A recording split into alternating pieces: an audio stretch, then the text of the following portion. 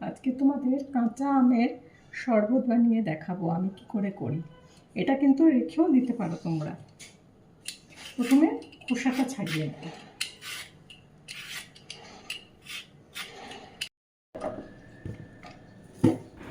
আমগুলো পিস করে নিয়ে ওতে প্রায় ছ চামচ মতো চিনি দেবে।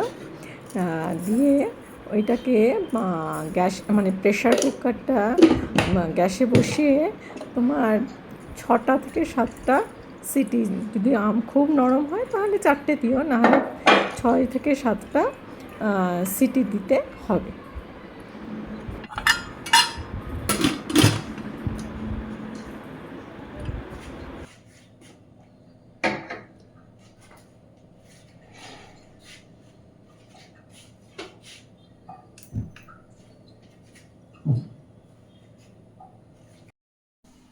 আর দেখো, এটা আমটা তো হয়ে গেছে। এটাকে আমি না ঢেলে নিয়েছি প্রেশার কুকার থেকে, সেটা তোমাদের দেখাইনি।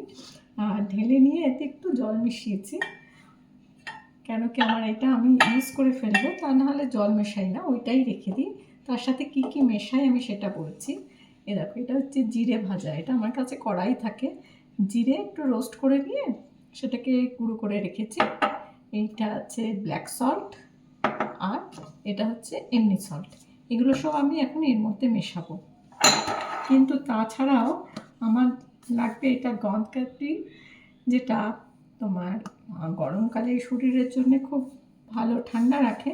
এর কোনো টেস্ট হয় না, তোমার ওটাকে একটু থিকনেস দেবে। আর এটা দেখতে কেমন হয় যারা জানো না তাদেরকে দেখাচ্ছি।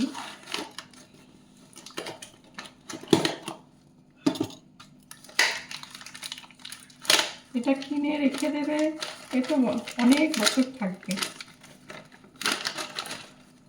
এই যে দেখো এরকম দেখতে।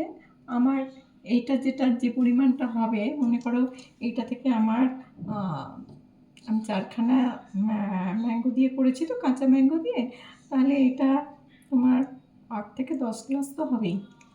তো আমি তার জন্য এই কটা, এটা এই একটা ইয়েতে না বাটিতে এটা আমি জল দিয়ে ভিজিয়ে রেখে দেবো ওভারনাইট। দেখো এতটা ভিজিয়ে রেখে দিলাম, তো এটা না পুরো ফুলে ফেপে উঠবে।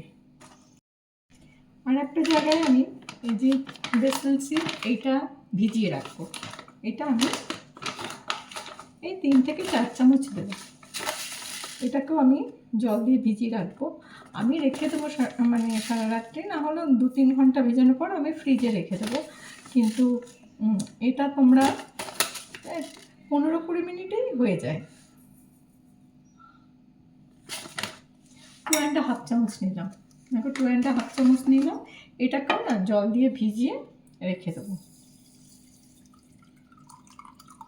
এখন তো এটা সবাই জানো, কিন্তু এইটা যখন মিক্স করে কোনো কিছুতে খাবে, তখন কিন্তু খুব বেশি পরিমাণে জল খেতে হয়।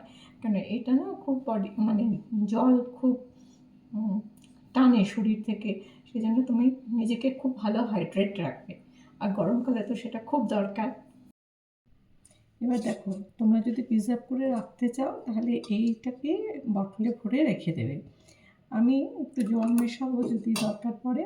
আর দেখো গম কান্ট্রিটা কীরকম হয়ে গেছে, একদম টাইট হয়ে গেছে।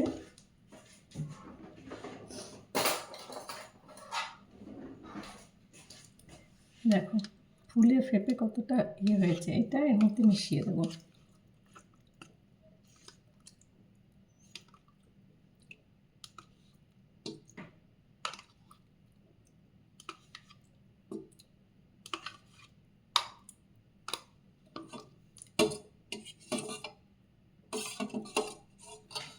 আর তার সাথে মিশিয়ে দেবো এই যে বেসল সিডটা ভিজিয়েছিলাম, এই দেখো এটাকেও মিশিয়ে দেবো।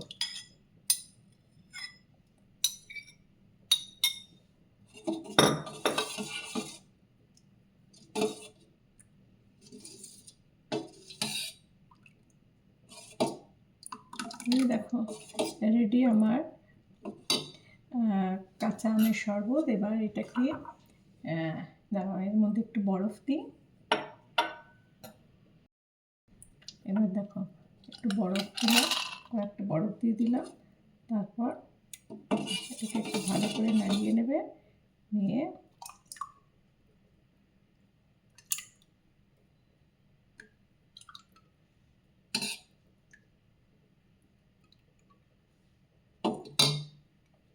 এই যে রেডি আমার কাঁচা আমের শরবত।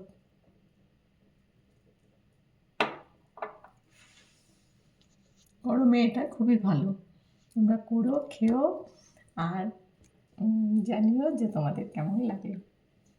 টাটা।